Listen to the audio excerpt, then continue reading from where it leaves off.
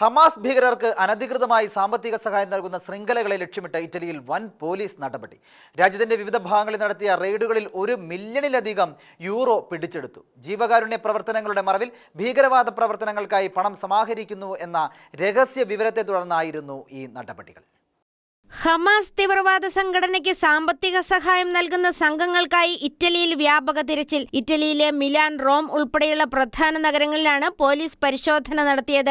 ആകെ 1.08 മില്യൺ യൂറോയാണ് വിവിധ കേന്ദ്രങ്ങളിൽ നിന്നായി പിടിച്ചെടുത്തത്. യൂറോപ്യൻ യൂണിയൻ ഭീകരവാദ സംഘടനയായി പ്രഖ്യാപിച്ച ഹമാസിലേക്ക് ഈ പണം എത്തിക്കാതിരിക്കാനുള്ള മുൻകരുതൽ നടപടിയായാണ് റെയ്ഡെന്ന് അധികൃതർ വ്യക്തമാക്കി. പലസ്തീനിലെ ജനങ്ങളെ സഹായിക്കാനെന്ന പേരിൽ രൂപീകരിച്ച ചില NGOകളും വ്യക്തികളുമാണ് നിരീക്ഷണത്തിലുള്ളത്. ഇവരുടെ ബാങ്ക് അക്കൗണ്ടുകൾ വഴിയുള്ള ഇടപാടുകളിൽ ദുരൂഹത കണ്ടെത്തിയതിനെ തുടർന്ന് അക്കൗണ്ടുകൾ മരവിപ്പിച്ചിട്ടുണ്ട്. പിടിച്ചെടുത്ത പണം ഹമാസിന്റെ സൈനിക ആവശ്യങ്ങൾക്കായി ഉപയോഗിക്കാൻ മാറ്റിവെച്ചതാണോ എന്ന് അന്വേഷണ ഏജൻസികൾ പരിശോധിച്ചു വരികയാണ്. അന്താരാഷ്ട്ര തലത്തിൽ ഹമാസിന്റെ സാമ്പത്തിക സ്രോതസ്സുകൾ തടയാൻ നടക്കുന്ന നീക്കങ്ങളുടെ ഭാഗമായാണ് ഇറ്റാലിയൻ പോലീസിന്റെ ഈ ശക്തമായ ഇടപെടൽ. യൂറോപ്യൻ രാജ്യങ്ങളിൽ ഹമാസിന്റെ സാമ്പത്തിക സ്രോതസ്സുകൾ തടയാൻ നിരീക്ഷണം പോലീസ് ശക്തമാക്കിയിട്ടുണ്ട്.